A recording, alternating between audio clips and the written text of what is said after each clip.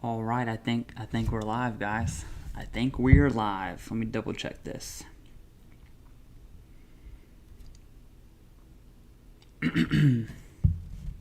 Yes, we are. We are live.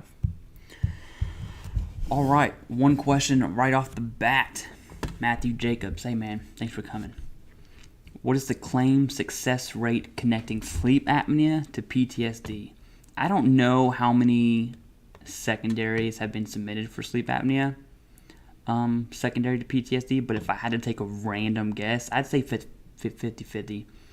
It really depends on your evidence. It depends on that nexus, whether that nexus is from a CMP examiner or you went out and got a private independent medical opinion. Really depends on that. Okay. Fred Christie. Howdy back. What's up? Frederick King. Have I seen anyone get the 100% PNT taken? I have. Not in the sense of what you may think, but the only times I've seen, I think 3 times I've personally seen veterans 100% PNT get taken away when the VA makes a clear, unmistakable error. The VA basically sends a letter and says, hey, we messed up. Your rating is actually 90%. Here's why. You'll get a decision letter in the mail for that. And it's not the veteran's fault. It's absolutely the VA's fault. But it's the appropriate rating given the VA didn't make a mistake. Have I seen someone's rating get taken for fraud? Personally, I haven't. That's very rare. Very rare does that ever occur. So not for fraud. But let's say you had PNT and you wanted to claim like an SMC, or for some reason you wanted to submit more claims. I've never seen PNT taken away in that context. So I always tell people if they have PNT, just relax, chill, don't look on the internet. The VA is not going to take your PNT away. You really have nothing to worry about. I mean, you're PNT for a reason, okay? Don't worry about it. Hopefully that calms some anxieties. I know that doesn't, but I hope that it does for you. All right. Hurricane Troy. Okay, do I need to make a separate claim for depression, anxiety, and insomnia secondary to service-connected back condition? Yeah, take it, chill out, Fred. Freddie, chill out for sure. For real, don't fret at all. All right, back to Hurricane Troy. I know they all get lumped into mental health, which is fine. I just don't want to make more work for myself. Okay, so let's say for mental health, right? It is absolutely okay for you to claim more than one. You can claim PTSD, depression, anxiety. You can claim it all.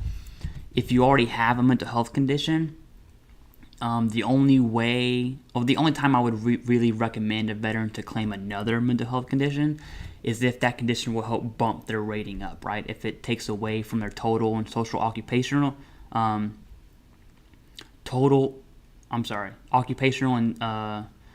social life, then I will definitely recommend that. But sure, if you wanted to submit a claim for depression, anxiety, PTSD, insomnia, TBI, and do it all in one go, that's fine. That's okay. I'm assuming you have the medical evidence to back that up. I can tell you for a back condition, if you're looking for depression's probably the most common, if I had to take a random guess. But if you're looking for a mental health secondary to a back condition, I would highly recommend submitting an independent medical opinion from a psychiatrist. Not a psychologist, a psychiatrist. And the good news about that, Hurricane Troy, is next week, Thursday, same time, 7 p.m. Eastern, we're going to have a psychiatrist who's also a U.S. Air Force veteran come on the show and talk about Nexus letter. So I highly recommend and I challenge you, Hurricane Troy, to come next week and ask your questions directly to the psychiatrist. And I hope it's going to be a good episode. It's going to be a good live. Definitely struck gold getting Dr. Sharma in his time. Paul King, hey, thanks, man. Thanks for tuning in. You know, without questions, without you guys, the live, there is no live. Appreciate it. All right, Florida Marine, what's up? Is that Florida Marine like you are a U.S. Marine, or is it Florida Marine like you like the water? I don't know. Let me know. Okay. Have you heard of a PTSD with alcohol use disorder and remission? Is that PTSD is in remission with alcohol use? Personally, I haven't heard the remission part, but the PTSD with the alcohol use is I'm not going to say it's common, but it's definitely not out of the ordinary. The remission part's throwing me off without seeing the evidence. That's what really matters here. I'm going to have to, I think it's safe to assume the alcoholism, assuming that there's some sort of treatment plan to help that veteran with that alcohol disorder, alcohol use. Okay. All right. Thermistocles. That's a really hard name to say. I have a sleep study and prescribe CPAP. All right. I do have a service-connected mental disorder. How difficult is it to claim sleep apnea secondary to my mental disorder? How difficult is it? I wouldn't say it's easy. I wouldn't say it's hard either. You 100% are probably going to need a very solid Nexus letter. And again, just like I said to Hurricane Troy, there will be a psychiatrist on the live next week. I would definitely ask him that question, and I'm interested to hear from Dr. Sharma if he would prefer a psychiatrist to write that Nexus letter or another disciplinary within the medical field. I wouldn't say it's easy. I wouldn't say it's hard, though. It's definitely doable. Again, 50-50 is probably what you're looking at. Veterans Law Judge hearing coming soon for PTSD appeal. Hey, Teet, I definitely cannot pronounce your last name. I apologize. But thanks for being a long-time viewer, man. I definitely appreciate it. And I wish you the best on your appeal. You got to let me know the update on that whenever you get one. Let me know. All right. John Nicatra. Why am I 100% service connected but not 100% PNT with incurable lymphoma? So when it comes to cancers, they're very weird. It's very common when you're receiving treatment for a cancer that the VA will give you kind of like a temporary 100%, and then once the cancer goes away, it's rated under its normal.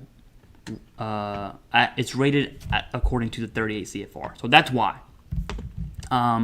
Can you get PNT from that? Absolutely, you can. Let me know what the time frame is with you, John. How long have you had this cancer? How long have you been in treatment for? How long have you been 100% combined? Lots of questions there. And if you don't feel like saying all this information on YouTube Live, send me an email, top right, if you want to just keep it on the down low, right? But totally up to you, whatever you're comfortable with. Let me know. Lou Vega, brother, thanks for your support. Appreciate it.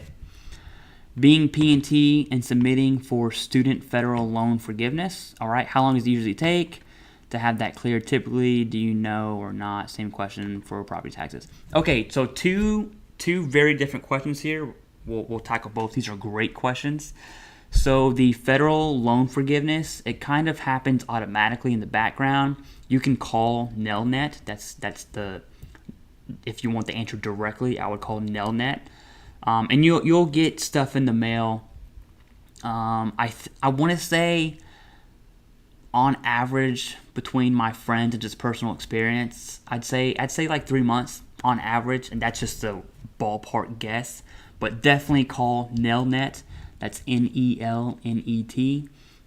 Google them, look them up, and I would get that answer from them straight from the source, right? As far as the property tax goes, I don't know the timeline for that. Every state's different, but I know whatever state you're in, you're going to need to go through the DMV. I mean, it's the DMV, right? You're not really dealing with rock stars there. But get that done as fast as you can. Your benefits letter, whatever other documents that state requires. Make sure you get that done. And that's just property taxes for your car, okay? Your vehicle.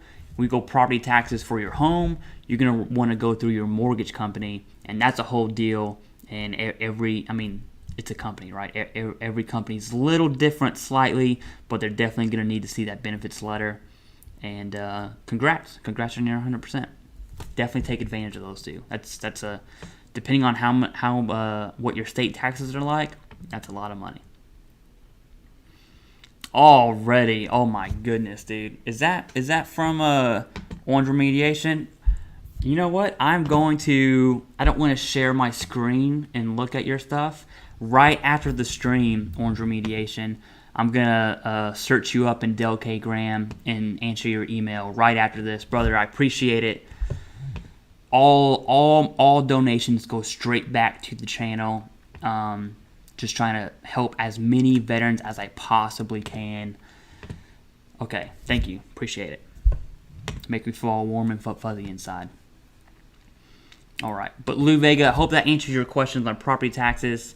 So it's both the DMV and your mortgage company. So take care of both of those. Hurricane Troy, yes, the medical evidence for the claim. Thanks for answering my questions. I'll be here for sure. So Hurricane Troy, I just want to make sure. It's really hard for me to remember everyone.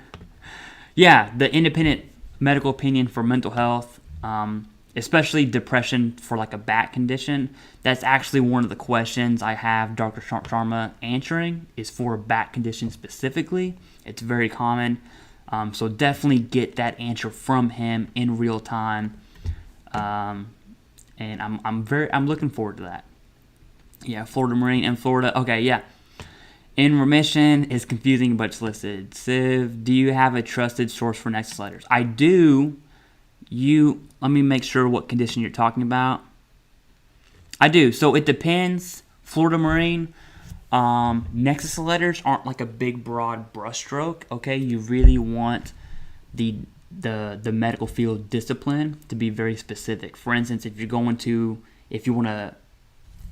a Nexus for a mental health condition, you really want to go to a psychiatrist. A psychologist can write a Nexus letter, but it's not going to carry more weight than a psychiatrist would, okay? So anytime I recommend Nexus letters, I always recommend top dog, which in the mental health field would be a psychiatrist. If you need something like the musculoskeletal system, it depends. Let me know where you're in Florida. I do have a point of contact for Nexus letters down in Florida. Let me know what condition you're looking at, and we'll circle back to that. And I can definitely reference that to you. Yeah, I appreciate you. December 5. All right, yep. Thermostocles. I think that's how you say that. I like that name. Thanks, man. Yeah, appreciate it. All right. Another donation. Guys, thank you so much. Lou Vega, man. Dude, every time I see that pop up on the screen, dude, it just makes me all warm and fuzzy inside. That's the only way I can say it. Thank you so much. It just makes me laugh.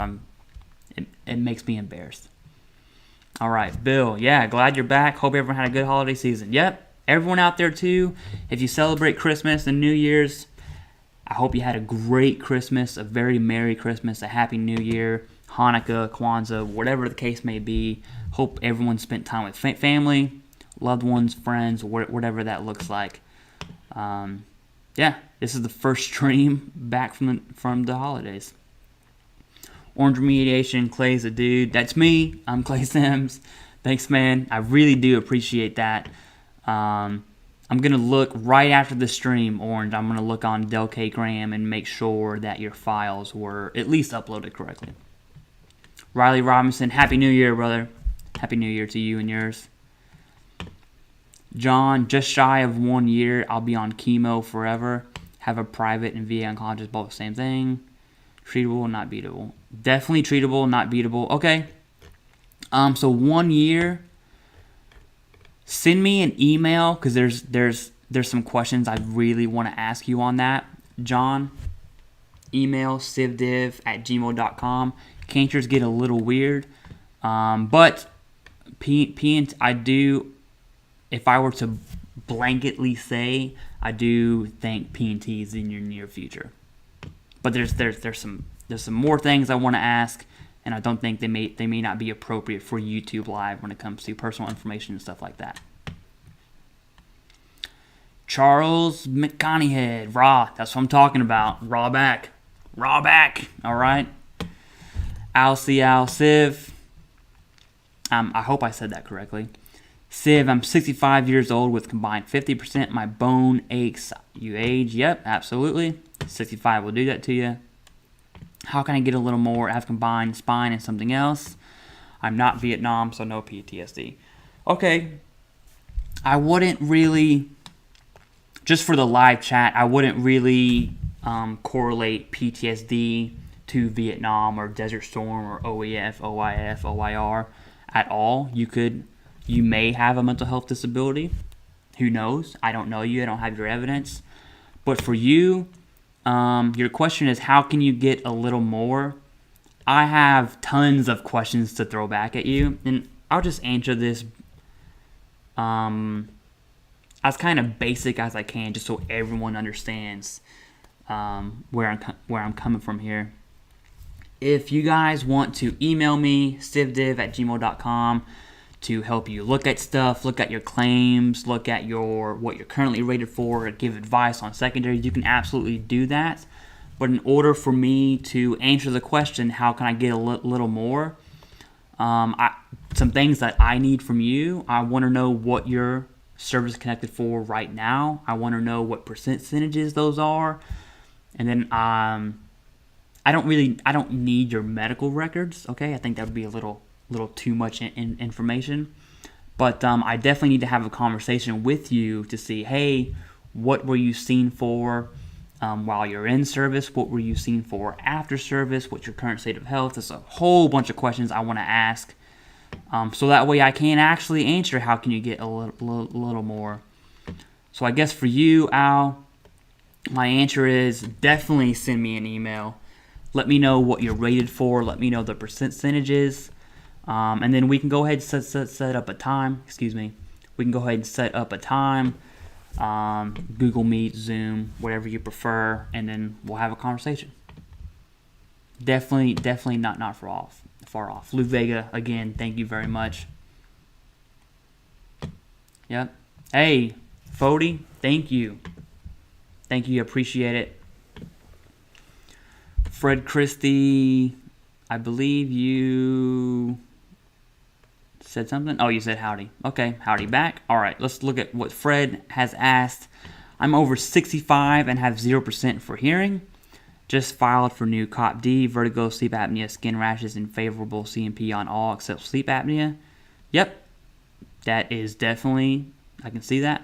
Will over 55 rule apply? Also sent an email last week.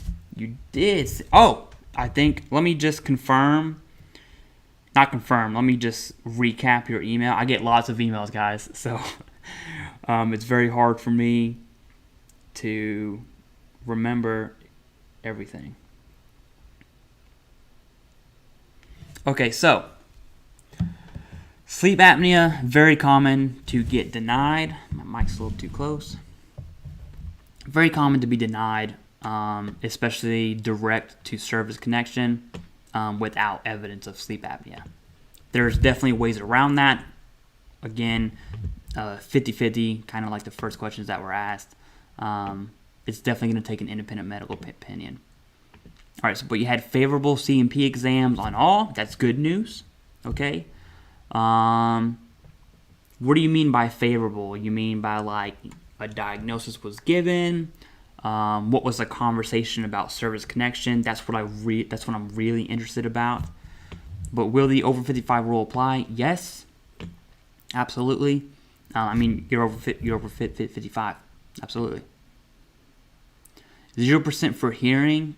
For that, if you're not deaf, or if you don't, I shouldn't say deaf, if you don't meet the criteria for 10%, you can look at 38. If you Google hearing loss, 38 CFR, you can read the symptoms the CMP examiner bases their opinion on. And if you don't match up with those symptoms, then that might not be worth it, right? But very common on the sleep apnea denial. If you're interested in that sleep apnea claim, I would definitely come back next week at 7 p.m. Eastern, talk to the psychiatrist, depending on what other, let me know if you have a mental health disability as well, like depression, anxiety, PTSD, and then maybe that's something we can explore. All right, sleep apnea and hypertension secondary to PTSD. Florida Marine, let me just recap what we had talked about. Oh, okay. I asked you about your conditions. Right. So, secondary to PTSD, sleep apnea, hypertension. All right. I have the contact in my phone real quick. Let me just pull up. Look at the bottom of the chat. Florida Marine, I'm going to link Nexus letters in Florida. I don't know what part of Florida you're in. I actually lived, I'm going to be all weird, lean forward, and type right now. The website is, I'll give you the email and the website. Vet at accessmed.com.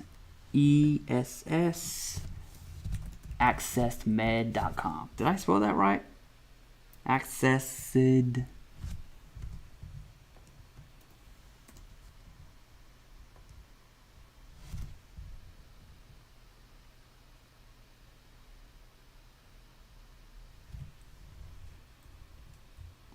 Okay.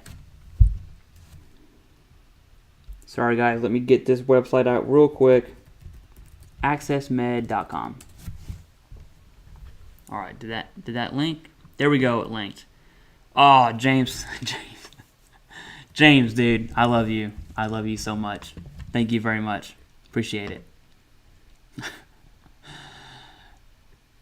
All right, Florida Marine, for you in Florida. I forgot exactly where they're located. I want to say the Tampa area. Not sure where you're located at, but definitely reach out. And I would reach out to them. I wouldn't commit to anything just yet. What I really want you to do is come next week and talk to the psychiatrist about Nexus letters, especially secondary to PTSD, maybe some common secondaries to PTSD that he has seen or that he would agree with. And then I would take all of that information and then go ahead and make the best decision possible. But that's the point of contact I have down in Florida. Lou Vega, hey, yeah, thanks, man, appreciate it. All right, Thermotocals, I can't say that name. All right, last question. Hey, as many questions as you want to ask, you can ask away. Without questions, there's no live, all right? Can you recommend someone to write a Nexus letter for sleep apnea secondary to PTSD? I can. Again, next week, 7 p.m. Eastern, Dr. Sharma. Ask your questions directly to him. He'll definitely answer that. He does write Nexus letters for sleep apnea to PTSD. And the good thing about psychiatrists or disabilities like sleep apnea and other mental health disabilities, you don't need hands-on examination. You do need to have an appointment, some walkthroughs, but all that can be done through Zoom. So being co-located is not a requirement, right? But definitely come next week. But if you want to check out his website now, Thermi, I'm just going to call you Thermi.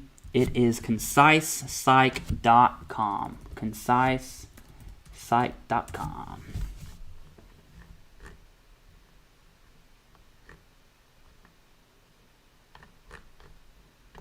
Did that work? I don't know if it worked. You know what I'm going to do? I'm going to get a wireless keyboard. Okay. So, all right. James Daniels, dude. Thanks, bro. I love you. Okay. Martin Pinon. So, P&T can't be reduced or reviewed. I wouldn't say... Okay. I want to be very clear with this. This is a very common question.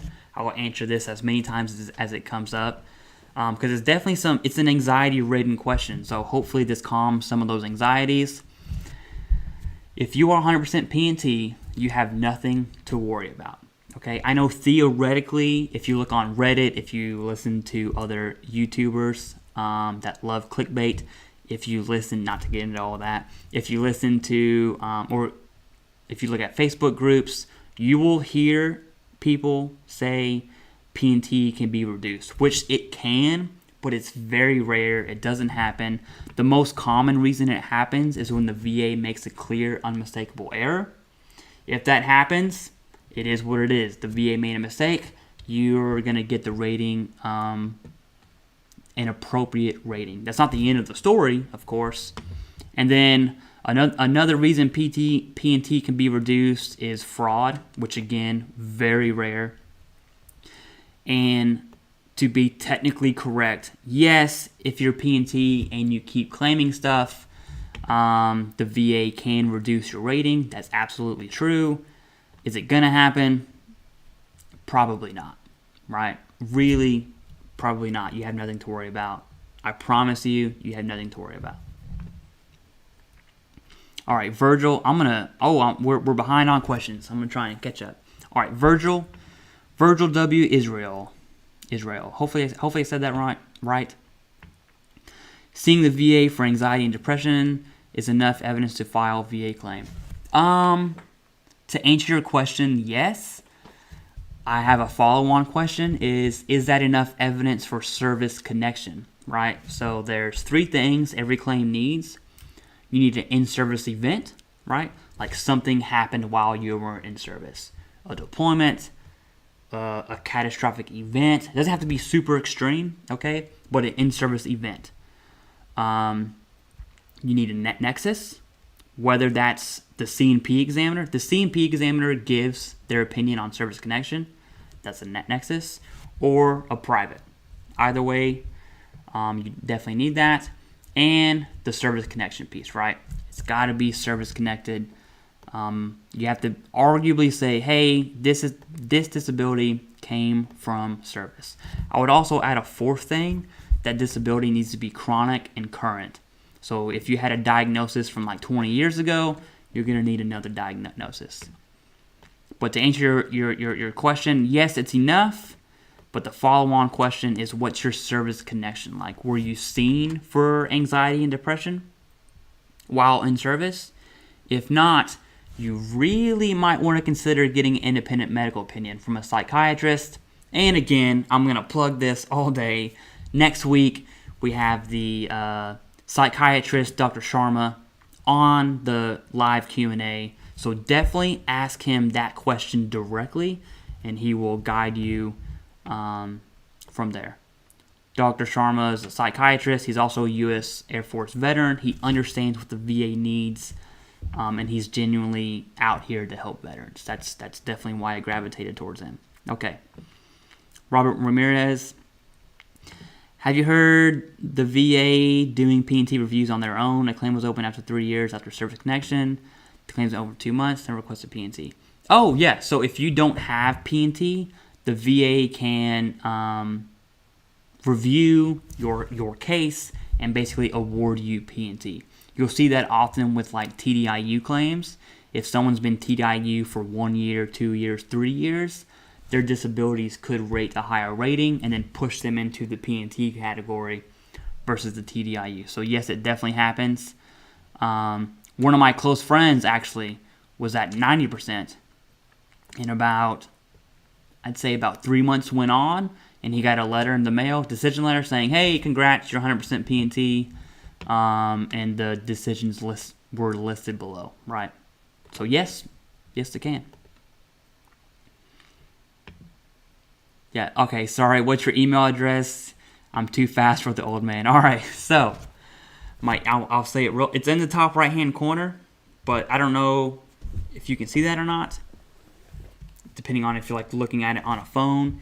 It's TheCivDiv@gmail.com. TheCivDiv@gmail.com. Send me an email. Let me know you checked out the live, okay? I'll get to that email as fast as I can. I get a lot of emails, all right? But let me know, and I'll definitely, we'll go from there. That's right. Cancer for 1 year, hypertension, Agent Orange. Absolutely. Yes. Okay. Send me an email and kind of recap what we talked about. All right. Nick Kinney. What's up, Nick? Did your BDD claim way back in August. Oh, excuse me. And my end of service date is on January 15th. One, congrats on your transition. Military to civilian. It's a stressful ride, man. And BDD claims help. They kind of help alleviate that stress because you can do that while you're in. So I'm glad you took advantage of that. All right. Will I receive my rating after the 15th? Thanks, man. So the first thing you need to do, Nick, is the second you have your DD-214, you need to get, if you use a VSO, give it to your VSO. If not, you need to go on va.gov and make sure the VA has your DD-214. And once your claim is finalized, meaning all the decisions are made and they have your DD-214, you can get that, you'll get your rating. Now, I've seen BDD claims go 2 days after service member separates. And I've also seen BDD claims take about 3 months, okay? Which, in reality, is really good because prior to BDD claims, that wait time could have been a year, 2 years. I think they got tired of paying all this back pay, right? But, yeah, depending on what your evidence is, depending on what you claimed, how airtight it is, I would assume a quick decision. James, again, thanks, brother. Appreciate it. All right, Florida Marine. During my sleep apnea CNP, the doctor asked me for my diagnosis. I advised him I was there to get the diagnosis. I was a CP exam less than 10 minutes. It timed it. Do we need an independent? All right, so for sleep apnea, the only way to get a diagnosis is to do a sleep study, which is going to be overnight, either in person or at home. This is for everyone. If you have a choice to do an in-person or at-home sleep study, choose the in-person sleep study, okay? The at-home is just like a monitor thing you put on your finger. I've heard terrible things about that, so I'm just going to go ahead and go out on a limb and recommend the in-person sleep study. So first, Florida Marine, you are going to need a diagnosis. You're correct. And my question to you is, I'm assuming you didn't have a sleep study in service, and so you're probably going to need an independent medical opinion.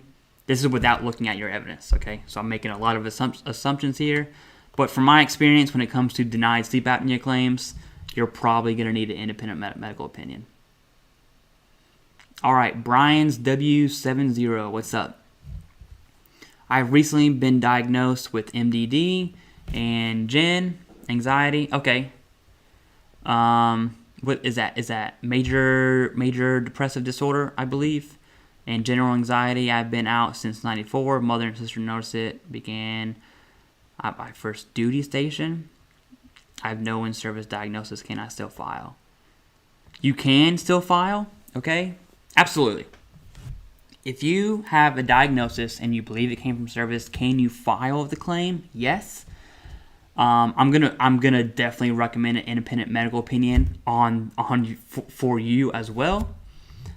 Just because you've been out for so long, especially without having.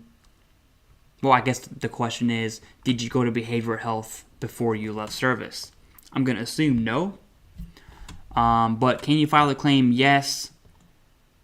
I do recommend you submit an independent medical opinion along with your diagnosis that you got from whatever doctor you saw. The good news is, Brian's W70, we're going to have a psychiatrist next week at 7. I would ask him this question directly, so that way you get it from the mouth of a doctor, also a U.S. Air Force veteran. So definitely tune in next week. Ask him that question directly. I'm sure he'll love it. Florida Marines, send it. Tampa, yeah. I'm pretty sure Access Med is in Tampa, Florida Marine. I have a lot of family in Tampa too, down in the St. Pete area, not too far from Tampa. All right. Fred Christie, VSO looked at CMP and said all are favorable. Hearing so up in the air. Also, Tito, it was favorable. Oh, tonight. Yeah, Tito's. I'm like, oh, we're taking shots. All right. Okay. All right. So tinnitus is a solid 10% claim. Have a video coming out soon on tinnitus. More to follow on that. But hey, I'm glad you had favorable CMPs for all. That's good news. Usually, again, I'm speculating. Usually when a VSO says the CMP exams look favorable, they're referring to the Nexus statement, saying these conditions are at least as likely or more than likely connected to service. If you see a CMP exam that says not as likely, that's bad. All right, next level cash. Hey, what's up, brother? Support another supporter. Thank you, appreciate it for coming back. Question: C-file case closed on December 8th. How long should I wait for the CD to arrive? Oh yeah, so 30 days it was closed. So next level cash, you're not gonna like this answer at all. I want to say I'm ballparking here, but from what I see online from others that have requested their C-files, it's in total about 8 months. That's the average. Some longer, some not as long. I think the shortest one I've seen was about 5 months long. So if you've requested your C-file December 8th, dude, it's going to be like fall time before you get that C-file. You let me know when you get your C-file so we can kind of fact check that timeline there.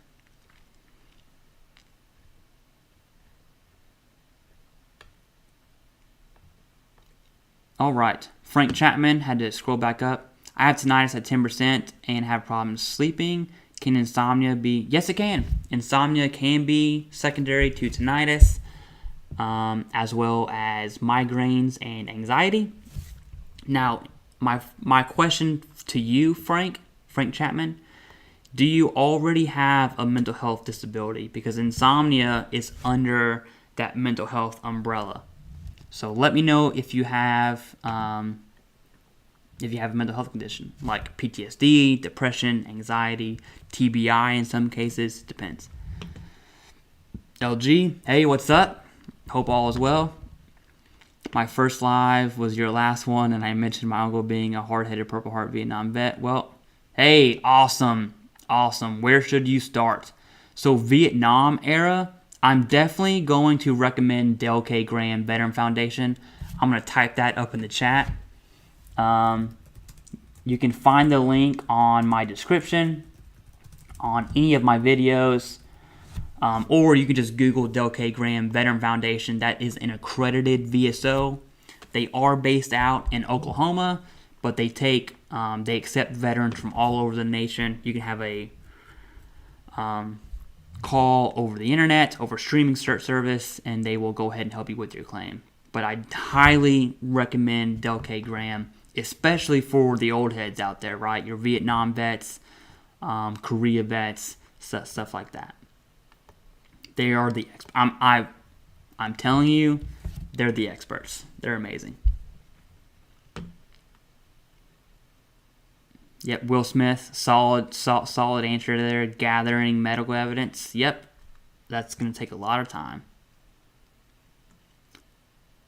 Sex and info, my photo right here. Well, I think that's like the first, what is that, like a spammer or something? I think that's good news. That's a good indicator that something's happening. Now, I'm going to be honest with you. I do not know how to block people on here. So hopefully that doesn't come back because I don't know. I should probably look at a YouTube video on how to moderate the YouTube chat next time I do a live, right? Probably have to make a fake YouTube account as a moderator. All right. Yep, sorry about that one. I'm definitely gonna. Well, I'll deal with that. All right. Yep, quote Montana. Thanks. Hey, thank you for coming. I appreciate that. I really do. All right, Will Smith. No need to spend money on a lawyer when you can do it yourself. Got 8% on my own. Absolutely. I'm not really a big fan of lawyers when it comes to VA claims. Now, if you're going to like a board of appeals, that's really the only time I'd recommend a lawyer. Anytime than that, first I recommend a VSO, an accredited VSO, and then second, I would prefer you do it on your own versus pay some weird dude like Brian Reese and VA Claims Insider money to do nothing for you. Don't do that. That was a little direct call. Should probably chill that out a little bit. All right. Quote Montana. All right. Question. Excuse me. Initial claim denied as direct service connection. Lack of diagnosis. Okay. You submitted a supplemental claim that was also denied. Files another supplemental. Let me make sure. Did that question. Okay. So based off of what I see right here, quote Montana, I hope I'm saying that right. I'm probably not. Let me know what condition that's for. You can always file a supplemental claim or any other appeal within 1 year of that decision. But let me know what disability we're talking about, because it says you're missing a diagnosis. After you submitted the claim, the supplemental claim, did you submit a diagnosis with that? Lots of questions there. I have tons of questions, actually. So feel free to email me as well. That's definitely going to take some in-depth analysis on that one. But let me know what the disability was for. Let me know on your supplemental what you filed exactly.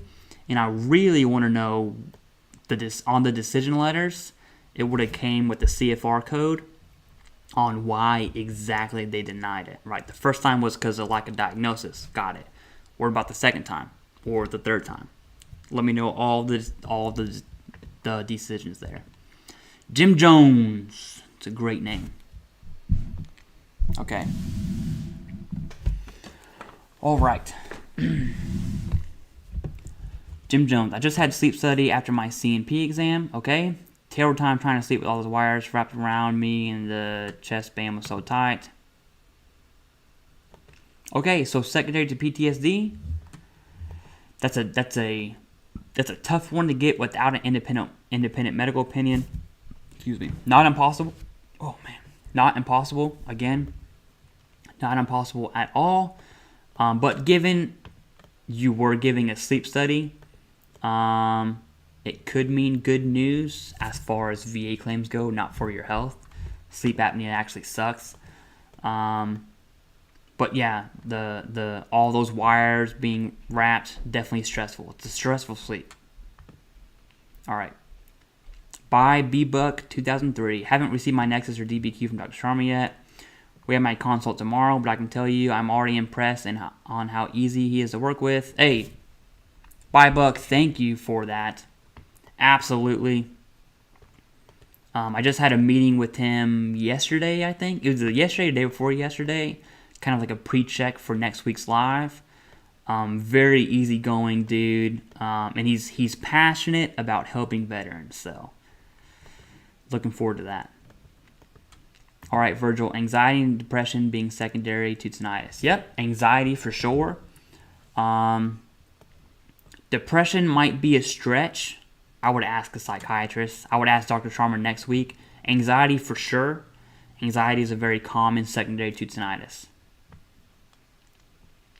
Video coming soon on tinnitus, by the way. Probably dropping on Monday. Be on the lookout for that. All right, LG. Also, I'll have 22 years in July and currently going through the IDES retirement process. All right. You have a Peblo, MSC, not responding.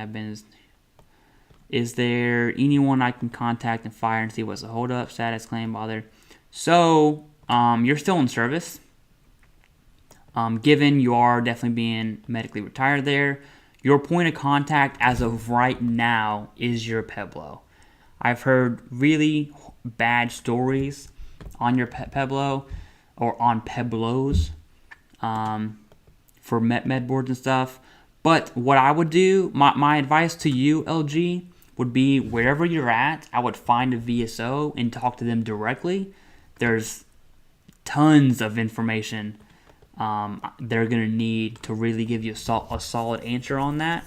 But that's where I would start. Okay, I would find a VSO near you, have a sit down with them, let them know what's happening. But the good news is you're in the IDES claim. It is a stressful, long process. But once you get through it and look back at it, it'll be smooth sailing from there. All right, Jim Zones had to get a sleep study after the Nexus. Yep.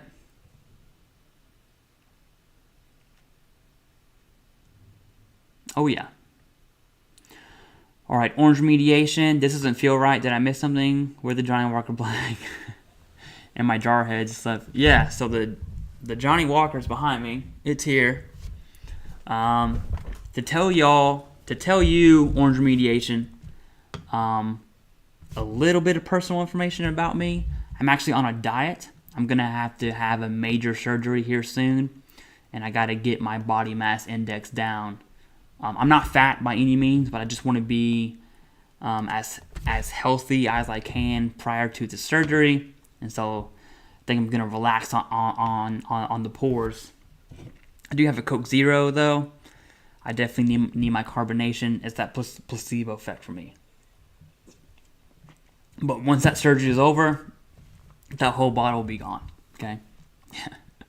All right, Stephen McNett. I had my aortic. I didn't say that right. Valve replaced. So heart conditions, had to or die. Yep, absolutely.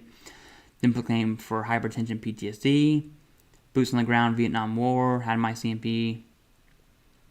Okay, so aortic valve. So that one specifically, here's what I want to tell you what I'm doing. I'm doing it on my phone, so I don't have to mess with my computer. If you take your disability, so aortic valve, and you Google that, so aortic valve 38 CFR, Google that, you're going to see ecfr.gov. That's the one you want. Skip all the lawyer stuff, and it's going to talk about heart conditions. You had your valve replaced. You're claiming hypertension.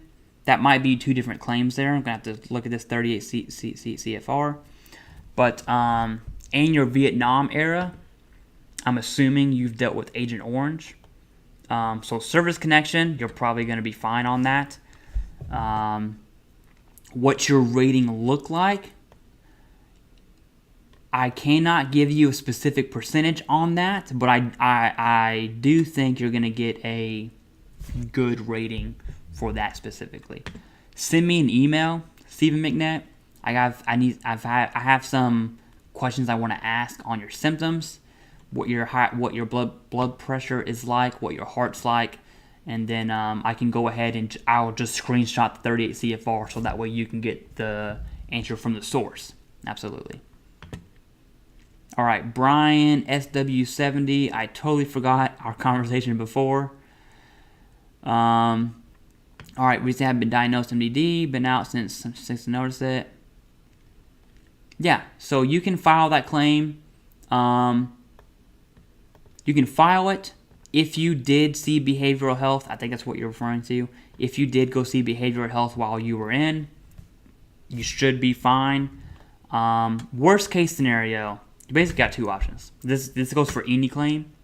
You can either have your evidence and submit the claim and it'd be denied, and then you do a supplemental and you use your independent medical opinion and DBQ as evidence for the supplemental. You can do that, or you can just submit the IMO and DBQ up front.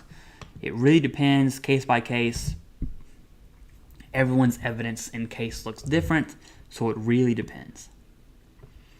All right, Michael Anastasio. Hey, thanks, brother. What's up? I definitely remember you. Got my 100% back in 18. VA sent me a packet 2 months ago saying I was now P&T. Yep, there you go. Someone had asked this questions earlier. If you're still online right now, go look at Michael Anastasio's comment. exactly a perfect answer to that question, right? You can be awarded P&T, and it happens. It happens a lot, right? It really depends on your case, what your disabilities are, if you're TDIU, how long you've been out of work. There's a bunch that goes into it. All right, I lost my spot. Okay, orange remediation. I had a civilian in VA sleep study confirmed sleep apnea, restless leg syndrome, PTSD, VA denied me punks. Yeah, absolutely. I'm assuming orange, they denied you for service connection, but I hope that decision letter is uploaded under your Del K. Graham intake file, and then Del K. Graham will definitely go ahead and combat that directly with a supplemental. All right. Bridell Gibson. My lawyer filed her claim as direct, but it should have been secondary. How can you correct this? Thanks. Question, Bridell. How long has the claim been submitted? And I would ask the lawyer specifically why they claimed it as primary rather than secondary. Worst case scenario, you can have the VA change it to secondary. I would call them directly, but I have some questions, right? I don't want to step on your lawyer's toes too much. They know your case better than I do. My main question is, why did they file it as primary? They may have a good reason. I don't know. All right, Ron was up. Risotto. Also, Bridell, if you don't want to give that information out, feel free to email me, TheCivDiv@gmail.com. Okay. All right, Juan Rosado. I'm rated for eczema. You got eczema? That's a YouTube video. Okay. I'm in service event while on deployment to Iraq. Oh, the in-service event was a deployment to Iraq. How do I go about filing for allergic rhinitis and sinusitis? So, you were in Iraq. You want to file for rhinitis and sinusitis. Those are presumptives now. As long as you have a diagnosis, you can file for that. So, first one, go ahead and look at my PACDIC video. It'll give you a little bit more information on that. But basically, what you want to do is get a diagnosis for allergic rhinitis and sinusitis, and then find a VSO and submit a claim. That's basically it. The VA will take care of the rest. All right. That's my comment. Del K. Graham, Veteran Foundation, best VSO out there, hands down. All right. John Thompson. Hello. Hello. For TDIU, is an IMO needed, or can work history, personal statement, and witness statement work? 70% service connected for mental health. Currently seeing the VA therapist. Thanks. You don't need an IMO to apply for TDIU. You don't need an IMO when applying for anything. But if you have a 70% service connection for mental health, you could absolutely apply for TDIU without an IMO. The IMO might actually help you though, because if you cannot hold gainful employment due to your mental health disability, that IMO for PTSD, depression, anxiety, whatever it is, or all of them, actually might help you get 100% outright P&T versus TDIU. So both routes work. My personal opinion is submit an IMO with your claim. Lucky for you, John Thompson, we have a psychiatrist coming on the live Q&A next week, 7 p.m. Eastern. Psychiatrist Dr. Sharma, before he charges for IMOs and DBQs, he reviews your case first, so that way you're not out here wasting your money doing dumb stuff, okay? So I would definitely highly recommend asking him that question directly come next week, and you can go ahead and email him at concisepsych.com. Go to that website, find his email, hit him up. Okay, Paul King. Intent to file ITF. How specific do I need to be? I'm planning on filing a few secondaries. You don't. You can go on va.gov. It takes about probably 2 minutes to do. You just go to va.gov, sign in, click file a disability or compensation claim for disability. and then go through the prompts. It'll ask you, hey, are you active duty? Blah, blah, blah, blah, blah. Sure. Answer the questions. It'll send you another link. And once you go through that process, again, it takes about 2 minutes, the intent to file will be made. That's it. And then from there, you can use a VSO to fill out the rest of the claim. You can do it yourself. But if you don't have an intent to file, I would totally do that right now. Open up a new window, get an intent to file going, and then get that going. All right, sorry, I had to frame the question. Yeah, that was fine. Filed for C-file in July of 22. Okay, July, the case was closed December 8th. Now I'm anxiously waiting. Hit the like button. That's right, Next Level Cash. On my streams, I never ask people to hit the like button. It definitely helps. Every time a veteran hits the like button, more veterans have the opportunity to see this, to get real help in real time for free, right? That's CivDiv's. That's my whole platform, is do everything I can for free, and I'm really trying to disrupt this market for for-profit companies. So hit the like, I'd appreciate that. Now, Next Level Cash, the claim was closed on December 8th for your C file you made in July of 22. Yeah, the same answer applies. Once your request was closed, I would say give anywhere from 5 to 8 months. 5 to 8 months, it's going to be a long time. Again, let me know. We can go back and kind of fact check that timeline. But that's what I've seen in our community when it comes to C files. I'll tell you what's crazy. I think it's absolutely insane that if a veteran requests a C file, which is it has to do with our medical health and disability, it takes that long to get that information. I also don't like how it takes so long to get the information from our CMP examiner, right? That's its own story, the VA hoarding veteran information, but I do not like it, I'll tell you that. All right, Justin Brown, kind of behind on questions here. We're going to catch up. All right. Justin Brown, do I need to resubmit a claim if denied for pre-existing conditions? So you were denied for pre-existing conditions. What do you mean by pre-existing? You mean that you had these conditions prior to your military service? You submitted a claim, that was a determination that was made, and they were denied. Let me know more on that, Justin Brown. I think that's what you mean. But how do you resubmit a claim? It depends. Are you going to go secondary route? Are you going to go, are you just going to file another claim for that?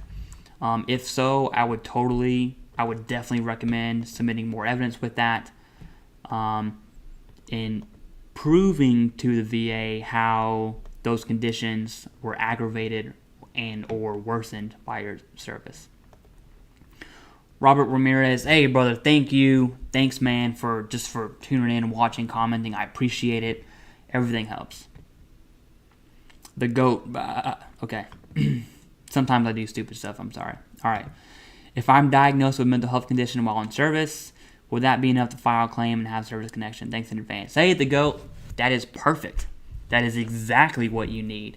If you have a diagnosis from service and you have medical records from your military time saying, hey, this soldier, Marine, Airman, whatever, has depression, has PTSD, has whatever, and you went through treatment, all of that and or some of that is gold, okay? That is veteran gold for VA disability. I assume you're still in service, and I just want to give you a fair warning right now. Anytime you see people complain about the VA process, it's generally because they lack evidence from service, which is the complete opposite of your situation, right? So don't fret, don't be stressed out when you see the internet go crazy on the VA. As long as you have evidence from service, you're golden. All right. Robert Ramirez, Michael Anastasio, really appreciate the info. Thanks for starting your... Yeah. Oh, yeah. Thank you. Appreciate that. Absolutely. All right. Okay. Eddie's Corner. What's up, Eddie's Corner? How's it going? Hi. Currently have 10% tinnitus, 10% painful scar. vein removal, testicle, still pain there, to the ED, which they diagnosed after the decision. I now have mental disorders. Can you file mental health secondary to both and see which one sticks? Any limit? Personally, it's my personal opinion. If I'm going to file a secondary claim mental health, it's going to be as specific as possible. Hey, X caused depression, X caused PTSD, versus like X, Y, and Z may have caused it, right? You can say in the Nexus letter, you'll see words like contributed to. That could be a small phrase that you could use to kind of contribute to. But when it comes to like causation, not correlation, it's a lot different. What I want you to do, Eddie, next week, 7 p.m. Eastern, Dr. Sharma is going to be on the live Q&A. He's a psychiatrist, U.S. Air Force veteran. He writes Nexus letters for veterans. Ask him that directly, and so that way you get a question from an actual doctor, okay? And hopefully that will propel you to make the best choice you possibly can. Just without looking at your evidence and really understanding what's going on, when I read this, I'll give you my advice. I would say either anxiety to tinnitus or depression to ED. Either of those two would work. Personally, I'm on the anxiety to tinnitus train, but again, I don't understand your evidence. I don't know what it is. So lots of questions there. I'm making a lot of assumptions. Don't take what I said as gospel. Definitely come back next week and ask Dr. Sharma, and maybe you can set up an appointment to consult with him for free, right? Get that initial examination for free. All right, Alfonso Navarez. What's up, brother? PACT Act, how can I get presumptive service connection? You got it. There's probably a better way to say this, but to keep it simple, okay? I like to keep everything as simple as I possibly can, because veterans don't need to memorize 38 CFR. You don't need to memorize PACT Act policy, all right? So to keep this very simple, every single veteran that meets the requirements to be in country during a certain time frame meets the presumptive criteria for those conditions. What you need is a diagnosis. So two things. You need to be, let's say, Vietnam, right? You need to be Vietnam era for Agent Orange, OEF, OIF, OIR for whatever cancers were on the PACT Act. You meet. So once you're in country at a certain time, you have that diagnosis, you put those together, boom. Those are easy wins, okay? It's really not more complicated than that. It is, but that's on the VA side of the house. All you need is a diagnosis and meet the criteria under the PACT Act. That's it. I have a video on the PACT Act I just put up recently. Give that a watch. Maybe that will clarify some things. All right, LG. Bro, thanks for your advice. Always answering my questions. Hey, I appreciate it, man.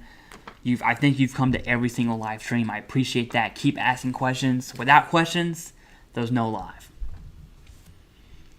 All right, try not to overload you because I like hearing all the questions, but this IDS process has been a pain. Oh, yeah, I totally understand exactly what you're saying, man. Medical boards, Peblos not being, I don't want to say useful, Peblos being not available, I guess is the best good way to say it. Definitely makes that process more stressful. But look, you're in the IDS claim. You've had your exams. The service connection is very easy at that point, okay? If you weren't being medically retired, you had all these problems, and you were out for 10 plus years, your stress would be times a million, okay? So I know the process sucks, but hey, you're on the right track. It's going to take some time. And yeah, hang in there. Bye, B-Buck. Thanks, man. Have a good one. Thanks for stopping by. All right, Josh. Awesome seeing 50 people in here watching so many vets. Keep it up. Yeah, Josh, thank you. Appreciate it. My analytics for my lives have been on average 800 viewers during the stream. And then at any point in time, there's been 30 viewers throughout the entire hour and a half. Some drop off, some drop on, with a total of 800, which is very good. This is only our 4th live stream. I'm hoping that grows, okay? I'm really trying to answer questions as honest as I can, as fast as I can, and hopefully that deters someone for paying for advice from a for-profit scam company. I don't care who you are. If you're a for-profit company, eat shit. Okay, sorry, that was a little blunt. My bad. I'll tone it down a little bit. Okay. So, I'm sure all of you know my stance on for-profit companies. Okay. Brian McCarran, what's up, brother? How's it going? I've filed for over 10 items, okay? 10 disabilities. I've only been seen for 4. The VA informed me that they have no intention on seeing me for the remaining items. How did they inform you that they didn't want to see you for the remaining items, and why?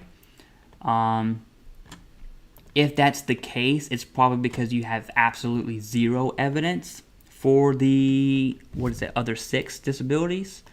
Or that decision was just deferred, which is very common to have deferred decisions. Let me know. But if you mean what I think you mean, it's probably because you have absolutely zero evidence for the VA to kind of commit to a CMP exam. So let me know the answer to that question, which scenario we're talking about, and I'll give you an answer based off that. All right. Brian SW70, sorry if not clear, did not see behavioral health and service. Okay. Oh, okay. I do not have an in-service event, I believe, to be the Nexus and get a late statement as well. Yeah, Brian, I'm gonna definitely recommend an independent medical opinion. You don't have to do it, okay? Don't take what I say as gospel. It's good advice though. But you can submit a claim with what you talked about. I believe you were diagnosed recently. You can submit a claim. You can have lay statements from your spouse, from whoever, that say when the symptoms started. That could be a thing, all right? I highly recommend an independent medical opinion. But again, you don't have to do that. If you want one though, talk to Dr. Sharma. I'm telling you guys, he's the real deal.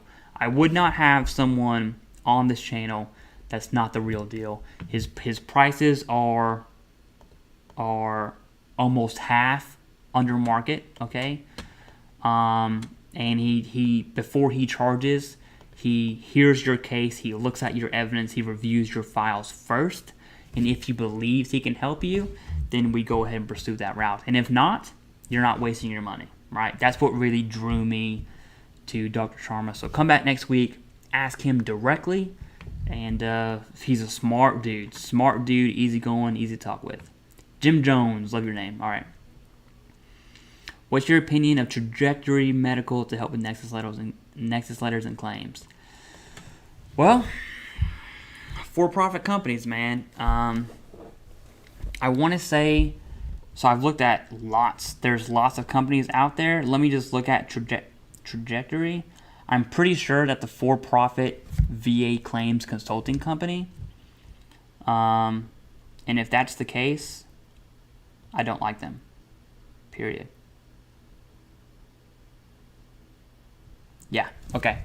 So, when it comes to VA claims consulting company, I don't care who they are. They're all the same. I'm not a fan.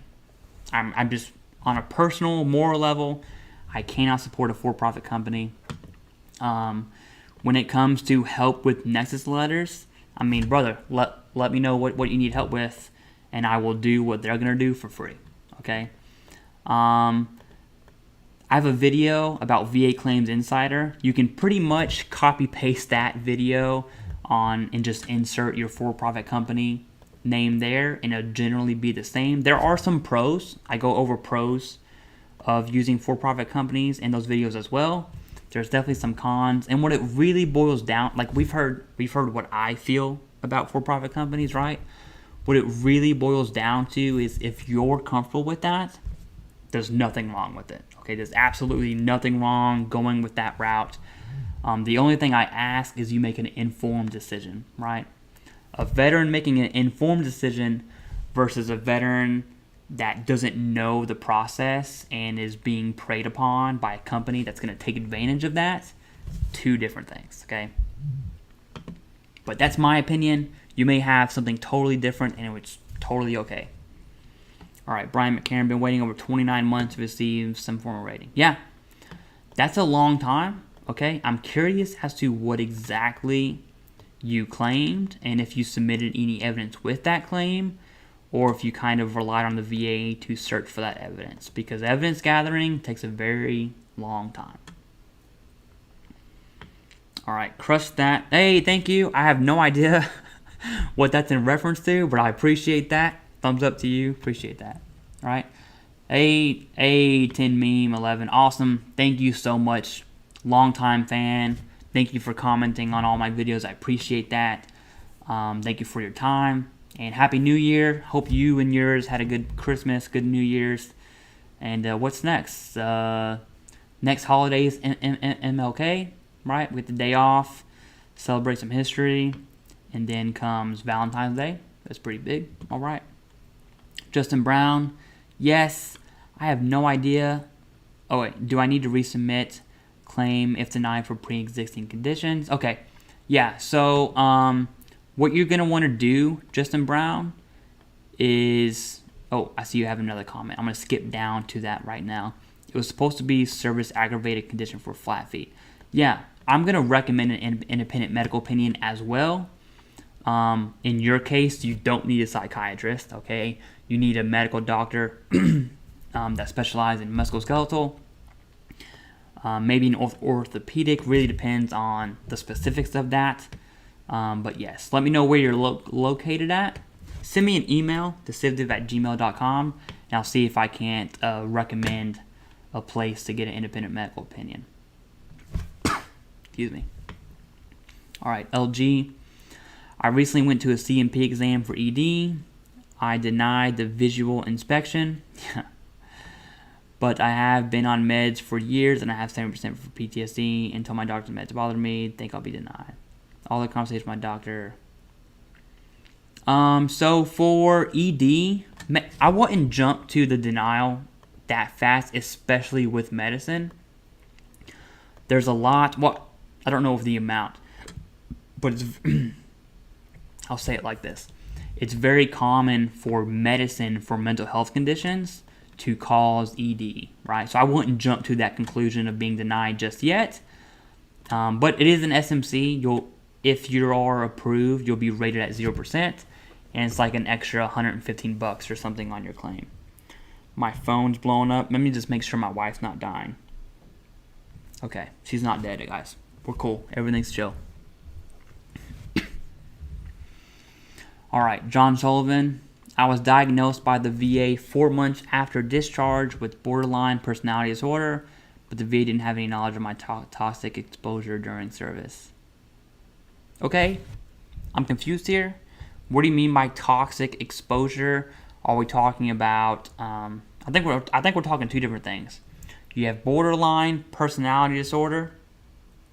Okay, I would just say personality disorder. I wouldn't really say borderline. And there's toxic exposure. So let me know what you're really referring to in toxic exposure. Are you talking about like burn pits? Or are you talking about like Vietnam era Agent Orange? As long as you have service records indicating you were in country on a specific time frame, that's enough for toxic exposure, right? Do I need a psychiatrist first before paying for an IMO? Secret sauce. If you're going to get an IMO for a mental health condition, you want it to be from a psychiatrist, not from a psychologist, okay? Some people might disagree with that. But just to give you a very quick rundown, if you're going to take one opinion and one of them is a psychologist, one of them is a psychiatrist, the VA is going to lean with the psychiatrist's opinion, okay? So yes, secret sauce, what I would do if I were you, I would talk to Dr. Sharma, because the first consult, so what Dr. Sharma is going to do if you give him a call, he's a psychiatrist. He writes IMOs and DBQs. He's going to review your case, look at your evidence, and then if he thinks he can help you, then you can go ahead and go down that road. And if he doesn't think he can help you, he'll let you know his honest opinion. Okay, so it saves you some money, saves you some time. He's a genuine dude. I highly recommend reaching out to him. ConcisePsych.com. He'll also be here next week at 7 p.m. Eastern. So tune in, ask him a question directly. All right, Justin Brown. Yep, got you, Justin Brown. Okay. Lee Garrell. Hey, long-time supporter, brother. Appreciate that, right? Thank you so much. I really do appreciate that. It makes me feel all warm and fuzzy inside. Thank you. All right, Joey Paget. What parts of the 38 CFR would you suggest studying? Also, where's a good place to download the MT1? So, I would just Google MT1 TAC1 PDF, and it will come up. I wouldn't study the only part of the 38 CFR I would study is whatever it is that you're claiming as a disability. So, Joey, if you're claiming mental health, I would study the 38 CFR for mental health disorders. If you're claiming tinnitus is a bad example for 38 CFR. If you're claiming hypertension, okay, look at the 38 CFR and how they rate hypertension. It'll look at two different ways of blood, the upbeat and downbeat of the heart. So I guess to answer your question, I would only look at the disabilities that you're actually claiming, right? As well as the secondaries. All right. Alfonso Navarez, thank you, brother. Appreciate that. Thank you. 17 Lord Fire, that's an awesome name. How does VA claim work when you're within a year after your separation? It's the same. It's the same. Whether you're out for 1 day, 1 year, or 10 years, it's all the same. Now, within that 1 year time frame, there's some presumptive windows you may have missed out on. It's not the end of the world, okay? But it works the same. My advice to you, 17 Lord Fire, would be to find an accredited VSO. Start from there. If you want a local one, some VSOs are better than others. Let's just say that way. If you like your VSO that you find, then that's definitely step one. If you don't, feel free to reach out to Del K. Graham Veteran Foundation. They are an accredited VSO. All right, Ramon Arias, what's up? I hope I said that right. I probably didn't, okay? I was seen by a civilian doctor for my back. No military facilities. They sold the clinic to another Medi group and trashed my records. That really sucks. Now being seen by the VA. Can I claim if I get Nexus letter? Yeah, you can claim that. I like how you identified Nexus letter. I'm assuming you don't have medical evidence from your back from service. Okay, and without that, you're going to need a Nexus. I would be very careful on who you get to write that Nexus. Okay, make sure it's a medical doctor, someone who specializes in that field, and the most important, understands what the VA needs in a Nexus. That's extremely important. All right, Brian SW70, a Marine, tone it down. Don't say that. Yeah, sometimes it just comes out, right? I gotta. Oh, okay. All right, Brian McCarran. All right, they informed me. Okay, yep. Tracking our previous conversation. When I contacted them over the phone to answer your question, I reached out to them to ask how much longer it was going to be. They told me that it isn't going to be much longer because they don't need to see me for the. Okay, so it's one of two things. One, you had all the evidence the VA needed to make a decision, which would be like a fully developed claim. That could happen. If you submitted evidence, let me know. Or two, the complete opposite, where you have absolutely zero evidence. The VA doesn't really see the need to contract out a CMP exam, and therefore those claims will be closed. So it's either of those two. Whichever one it is, it's not the end of the world, all right? But I'm going to make an assumption and say it's due to a lack of evidence. If that's the case, it's not the end of the world. But their step one for that is going to be, well, step one is going to be saving the decision letter. Step two is going to be getting the evidence that's needed. Have I heard of Prestige Veteran? Yes, I have. Secret Sauce, another for-profit company. Not a fan. Not a fan at all. I think that's a really small one. If I had to, there's so many out there, guys. Let me just Prestige Veteran. Prestige Veteran. I think it's by is it by a lady? Oh, okay, we're talking Nexus letters. Yeah, Nexus letter company. Okay. Nexus letter companies I can support. As long as, right, let's say, as long as they don't overcharge and they're actually capable of writing Nexus letters, I'm down for that. I've heard of Prestige Veteran. I haven't talked to anyone from there, so I can't really recommend them personally. But as long as they meet the criteria for what a good Nexus would be, I'm sure they're great. All right, Brian McCarran. They also informed me they were unable to get my medical record from the military. Luckily, I made this in a copy. That's insane to me. Absolutely. I'm glad you did that. I submitted my entire medical record from the military, some treatment records from after the military to treat me for items came up during service. Okay, that is a lot. It might be, I take back what I said. I mean, those might have been fully developed claims, and they don't need any other evidence. Maybe, assuming, okay? Let me know the outcome of that. If they are denied, definitely send me an email, TheCivDiv@gmail.com. Let me know. All right. VA Claims Agent has a new CEO. I wouldn't know because I see Brian Reese's face in my dreams. No, kidding. Good for them. I hope they burn to the ground in the worst way possible. Okay. Sorry, that was a little much. My bad. Okay. Be cool. Be professional. All right. Yep, Brian. Yeah, Brian McCarran. Your evidence seems solid. So let me know the outcome of that. Kerwin Almeida.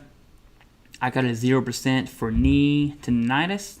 All right, but still service connected, which is good. Can I get a second service connection if I got a scar from ACL surgery? Scars are its own. You can, especially if it's like a painful scar, or say on how large the scar is. It's an ACL, so I assume it's small. But if that scar is painful, you can absolutely get that service connected. Not even secondary. Well, I'm assuming your surgery came from service, right? But what I would I want to ask you, do you have to wear a brace on your knee? It's because it sounds like you're going to need a brace for your knee. And if that's the case, you could submit an increase and get a 10% for that. Now, I'm saying that without looking at your evidence. Okay, I'm making a lot of assumptions there, but more likely than not, that's what it sounds like the case is. EAB, hey, keep up the good work, dude. Thank you so much. That really does mean a lot. It keeps me going. Working all day. I have 3 kids. I have a normal job, right? YouTube is not a career for me at all. It does not pay anything, almost nothing, right? So I appreciate doing this. I appreciate your feedback. I enjoy doing it. I'm here for the community. All right, John Sullivan. 400,000 pounds of JP4 still spilled on stateside 1980. Yeah, you may have some toxic exposures, right? I would definitely, without anything else in that statement, I would definitely talk to a VSO on that. All right, Peter Perez, what's up, brother? Hello, I was recently denied for anxiety and depression, but favorable finding. What does this mean? I don't know what that means, actually. I would have to look at your decision letter, maybe your C&P examiner results. But if you were denied, I would like to point you in the direction of Dr. Sharma. Again, next week, 7 p.m. Eastern, he's going to be on this live Q&A. He's a psychiatrist, so when it comes to anxiety and depression claims, ask him directly, and then go down that route if you like what you see. LG currently at 90% while going through IES process. No, so you don't really. It's a twofer answer, right? Can you apply for P&T? Yes, you can.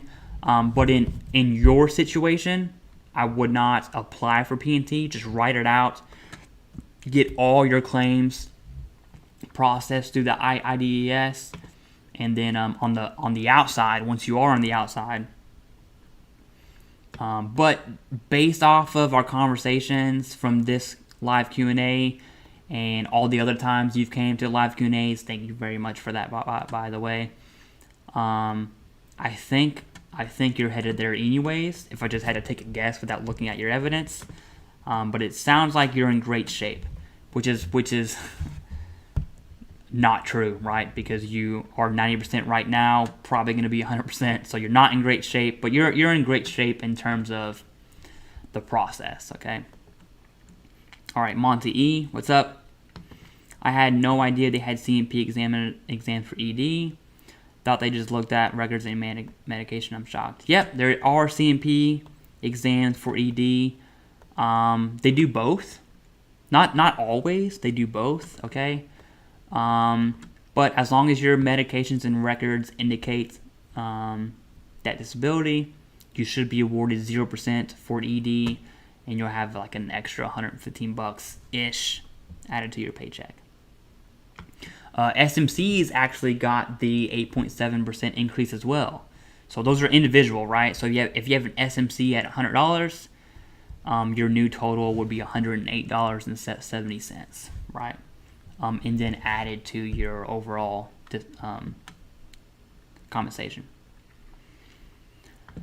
All right, 17. Yep, 17 Lord Fire. Awesome name. Thank you very much. Appreciate that. Yeah, Joey Paget. Yay. Debbie Dog. Yeah. Devil Dog. Okay. Yeah. Hey, thanks, brother. Appreciate that. If granted P&T, will my stepdaughter be able to use school benefits? Yes. Your dependent, right? I believe it's chapter 35 is dependent education assistance. I might have that number wrong. DEA. Okay. But for you, LG, I have a video talking about every single benefit at 100% P&T. Definitely check that out. I believe you're on that road to get there. And a dependent is a dependent. Whether it's a stepdaughter, biological daughter, whatever the case may be. All right, Monty E. All right. If the lower level regional offices deny you after you provided what the HLR said to provide, when I resubmit to HLR, if I verbalize that, should be a slam dunk, or does everyone require different? There's a lot of questions I have on that, but to answer your question with what I do know right now, if you give the HLR what they ask for, I wouldn't say it's slam dunk, but it's definitely good. Okay, it's definitely not bad. I'm curious as to what you gave them, right? Because they can't really review new medical evidence. If they do, it just turns into a supplemental claim. So I have some questions on that. But hey, if you did what they said, that's a good indicator. Is that orange remediation? Orange remediation with another $20, dude. Thank you so much. I appreciate that. Just so everyone knows, it's completely donation free. You don't get anything extra for donating. All this money goes right back to the channel. I'm really trying to build a community of veterans that can help other veterans. I'm working on that one day at a time. Orange remediation, brother, I appreciate that. Thank you very much. Thank you so much, man. All right. Gator Top under Big Sky. What's up? That is a long name. Okay, you need a Nexus letter. Let me know what condition or disability you're seeking a Nexus for. Is it a mental health condition? Is it a lower back condition? Is it a secondary? Okay, secondaries are more difficult, if you will. All right, secret sauce. Let me go back up to secret sauce. All right, service connected at 10% for substance abuse. Now it's at 0. Is it too late to file mental health now? No, it's not. And you could, depending on what I'm glad your substance abuse is at 0%. I assume that abuse is no longer in your life. I hope so, at least. But you can file a claim for mental health. Absolutely, you can. That's probably going to be secondary, it sounds like. I want to know if you went to behavioral health while you were in CERT service. If not, hey, come next week, talk to Dr. Sharma. That is right up his alley as a psychiatrist. He's going to be able to give you the best answer for that. All right, Dustin S. I got a diagnosis letter for migraines, and I had the Migraine Buddy app. Do you think I would need next letter to go for 50? You have a diagnosis. You have a log of your migraines. The only question I have is, what's your service connection like? Are you trying to claim migraines directly to service? If so, were you seen for migraines while in service? I see your other comment.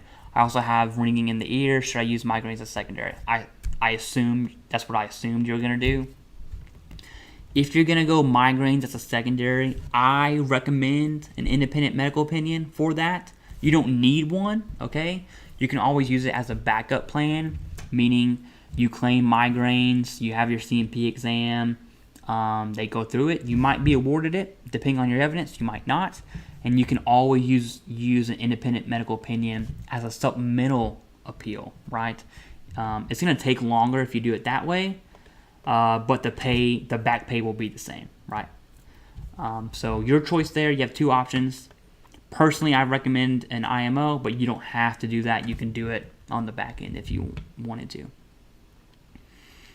All right, Devanan Salak, I hope I said that right. Yeah, yes, you can. Scars, yep, absolutely. Tender, yep. Nerve damage, the scars hurt. I have a scar on my left wrist. I don't know if you see that. I don't even know why I tried to show it to you. But yes, scars do hurt. You can claim that. It's its own disability. Florida Marine, what's the process to obtain our military medical records? During my enlistment, our NCOs were not permitted to even go to BAS. No one out of fear. It's a sad truth.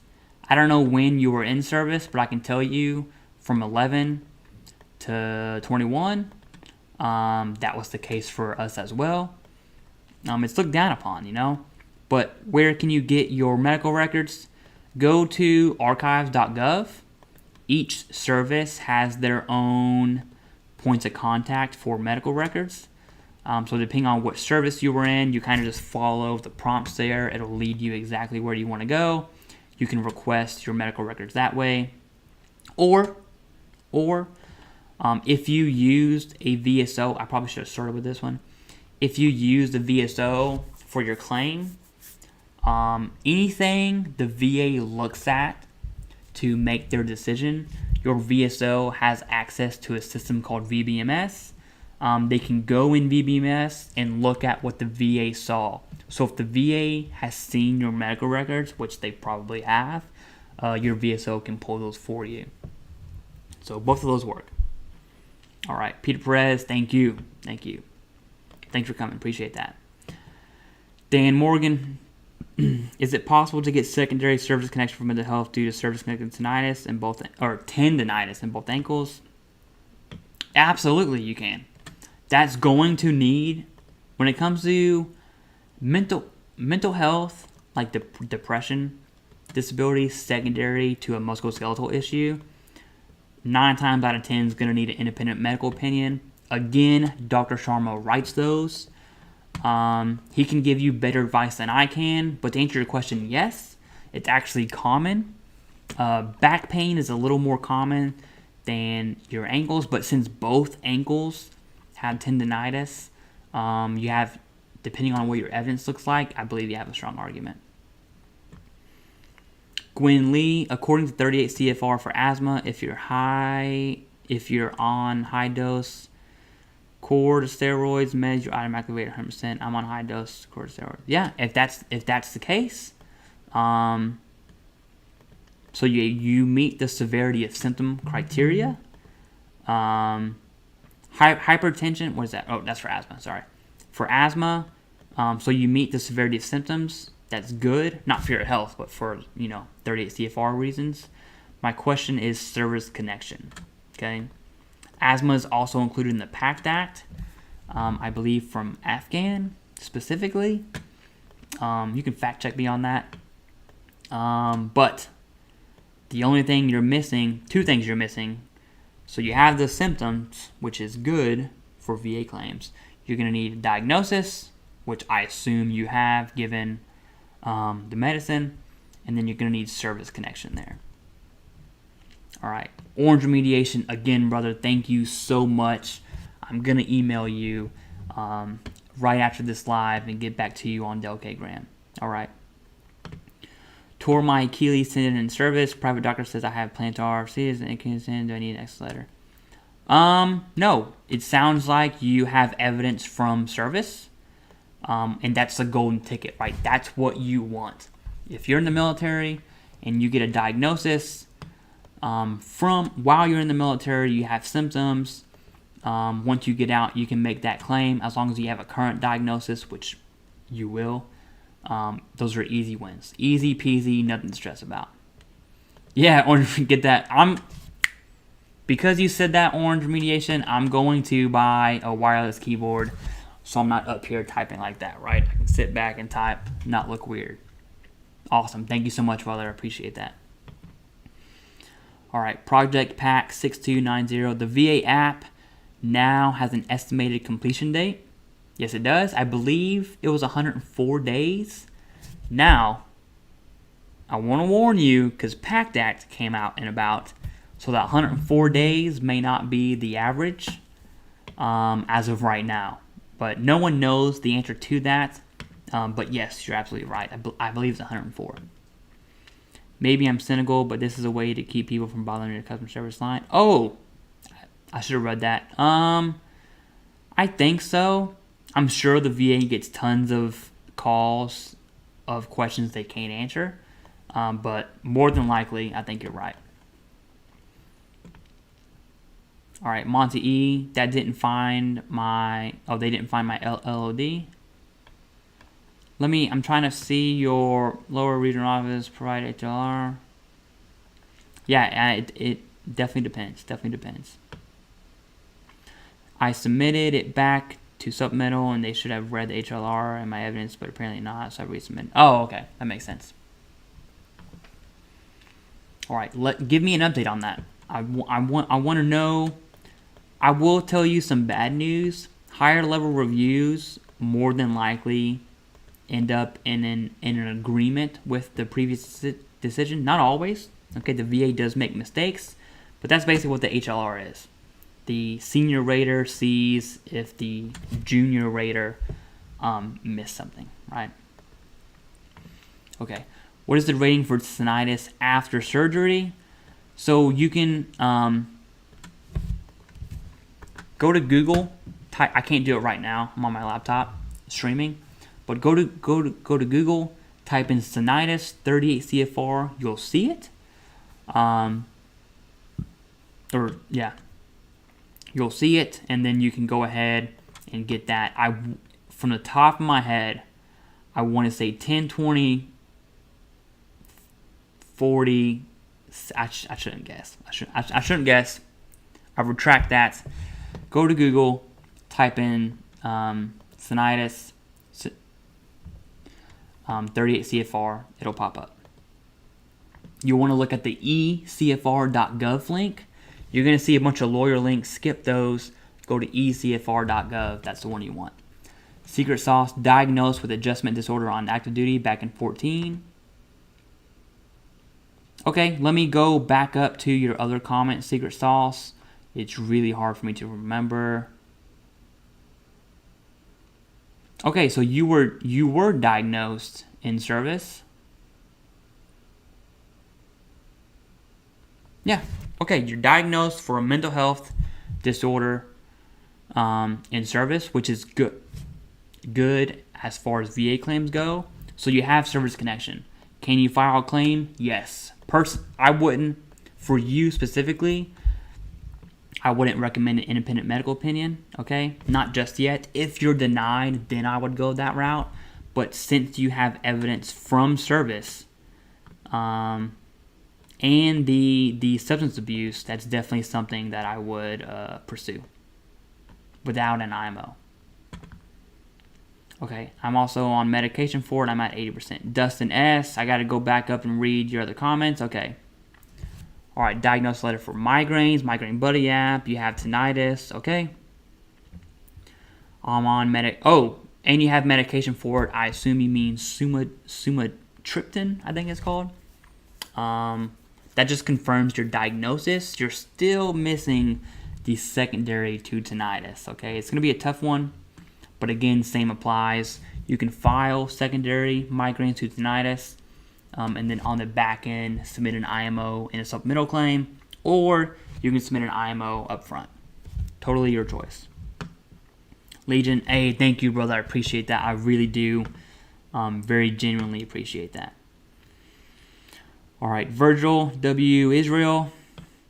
Do the VA take VA health records serious in determining VA ratings? Yes.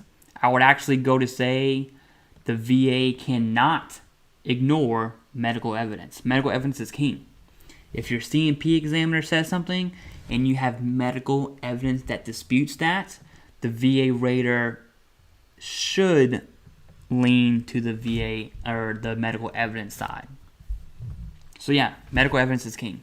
Whether that's VA health records, private health records, service treatment records, that's what really, really matters. All right, Gator Top under Big Sky tonight for PTSD. Let me read your previous comment as well. Oh, you need a Nexus letter for tinnitus for PTSD. Okay, you can. I'm assuming you're service connected for tinnitus and you want a Nexus for PTSD, or are you saying it the opposite way? If it's for PTSD, definitely tune in next week. We'll have Dr. Sharma, Psychiatrist, Dio, on the live Q&A. Have I ever heard of Combat Craig? Oh yeah, I've heard of him. I'll say this. One, no hard feelings, okay? I will say this though, and I've said this in the past multiple times, but when it comes to veterans helping other veterans, I'm 100% down for. I can support that. So that part of Combat Craig, I like. He has lots of great information on there.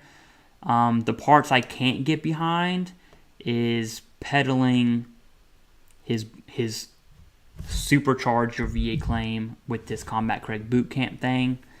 It's a lower intensity version of a for-profit company. So that side I can't get behind personally. All right.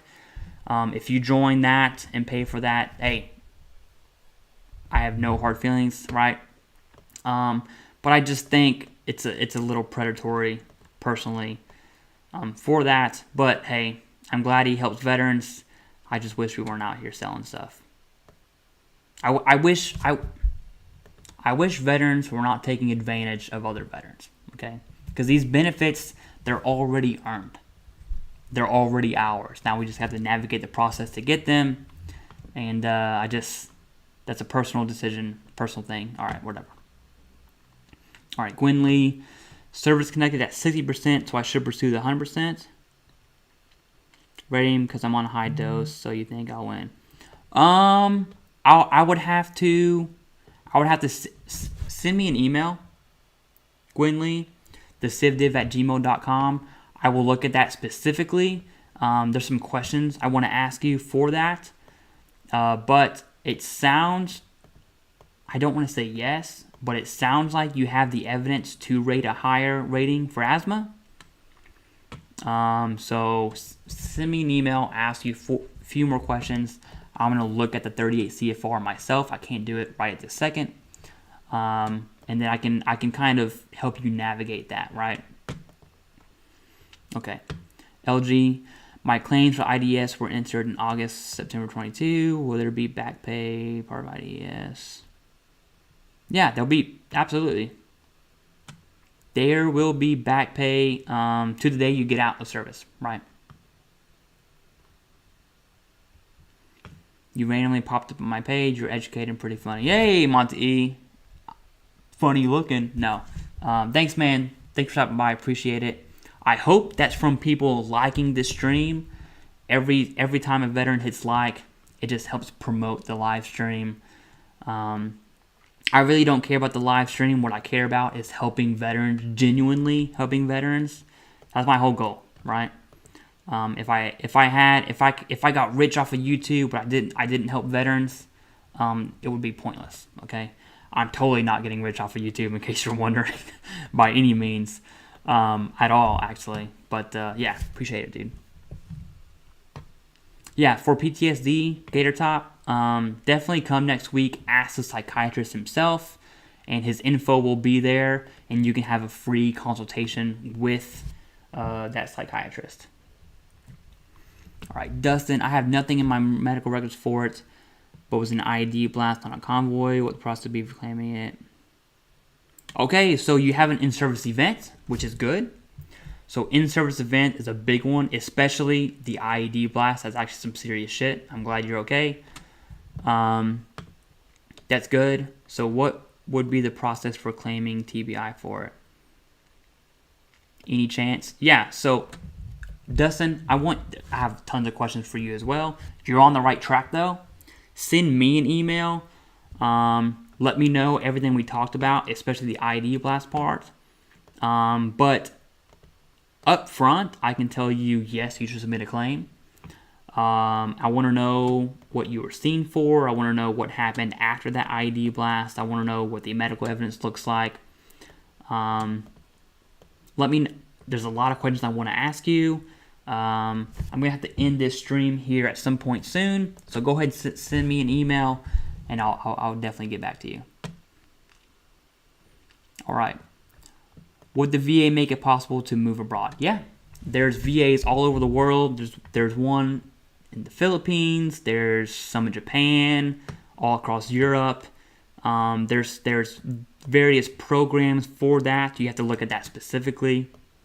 But I guess the way I'm going to answer that is, if you want to live abroad, definitely have a plan when it comes to the VA.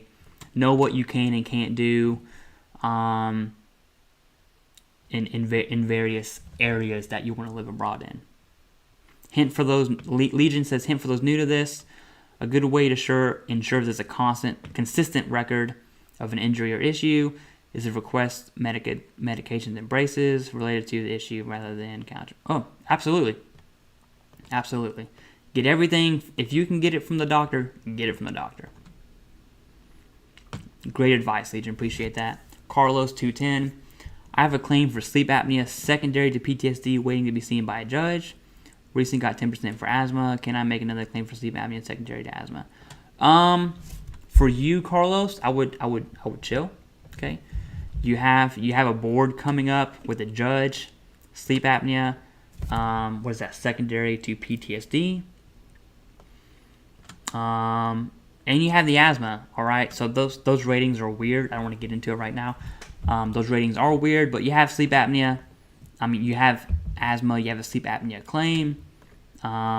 Just off of that, I think your board's gonna go well. I'm making a lot of assumptions on that. But depends on what your evidence is. To answer your question, I would not do anything. Not yet. Simon Phoenix, hey, thank you for coming, brother. I appreciate this. Everyone that views, everyone that likes, that comments, asks the questions. There's no live without you, so I appreciate it. All right, Florida Marine Clayton, that's me. My full name is Clayton, actually. Are you familiar with claims, symptoms arising from asbestos exposure? Were you in Kandahar November 01 and unknowingly exposed after discovering the asbestos building? So I'm not. I don't know. I'm gonna say no. I'm not familiar with that, but for that one, I'm definitely gonna have to look at the 38 CFR. Send me an email for that one as well. I'm gonna have to do some research on that one. But I will say, if you have a disability and you have an in-service event like this, you have service connection, you can submit a claim. That's the generic answer version.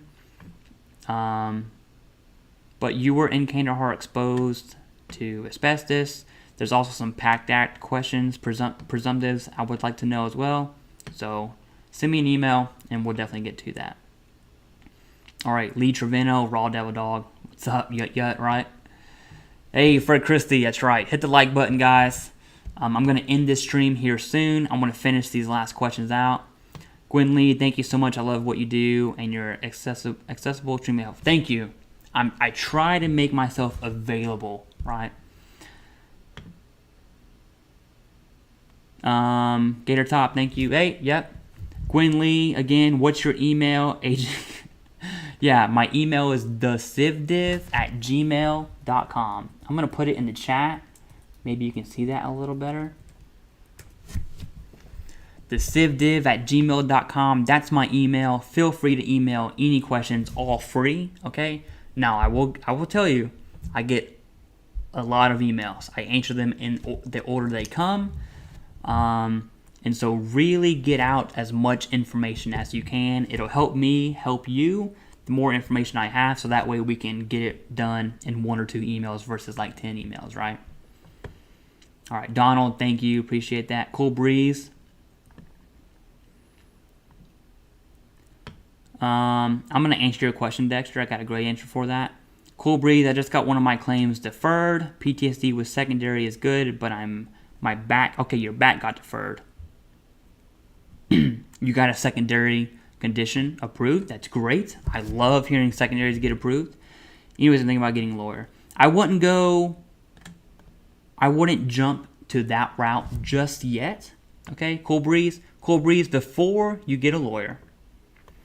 Deferred's not bad. Okay, deferred just means they need more time to make that decision. Send me an email. Let me know. I got some more questions for you. Let's wait for the deferred decision to come back, and then let me at least give you my free advice before going to a lawyer. At least. You don't have to, okay? But if you want to, the option's there, all right? Dexter, last question of the live Q&A, and I'll end it. Guys, before I answer this, next week at 7 p.m., we have Dr. Sharma, psychiatrist, U.S. Air Force veterans. He's written numerous winning Nexus letters for veterans for mental health conditions. We have him live Q&A next week, Thursday at 7 p.m. Eastern. Check it out. Okay, Dexter, where did you learn all this info from? There's 3 questions. I'm going to answer all of them, right? I learned this from going through the process myself, right? So whenever I transitioned from the Marine Corps to civilian life, it was super stressful. Seriously, one of the most stressful times of my life. I had some other stuff going on too that definitely compounded that. But through that process, I had some serious disabilities become apparent, and I just went ahead and learned the process myself. I did use a VSO my first time, but then my second and third iteration of claims, I did it by myself. So that's basically how I learned. The document, if you wanted a document on where I learned this, it's 38 CFR in the M21 TAC 1. All right, are you a vet? I am a veteran, Marine Corps veteran. I was in the Marine Corps for 10 years. I was infantry my first 5, which was nuts. And then my next 5 years, I was psychological operations. Okay, last question. Do you work at the VA? No, I do not work at the VA. I'm actually a civilian for the Army. I do volunteer for an accredited VSO, though. I make content for a VSO. Actually, I'm waiting on a package. I'm going to have a polo that says Del K. Graham Veteran Foundation with my name on it, and I'll be making content for their YouTube as well. And then I can also go in Delk Graham's process when they are filing claims for veterans, and I can help veterans along in that process. But my number one volunteer role is the content creation. So I just volunteer for an accredited VSO. Cool breeze. Thanks, brother. LG, Legion, Kentucky boy. That's what I'm talking about. Yep. I'll be Legion.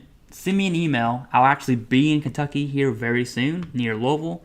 So if you're in the Louisville area, let me know. Seriously, I'm serious about this. If you're in Louisville or near Louisville, let me know. Maybe we can meet up one day. I'm here soon too. LG, my brother, thank you. Thank you all. Without you guys, there is no live. Again, Psychiatrist Dr. Sharma will be on the live Q&A. I'll see you guys next week. Thank you.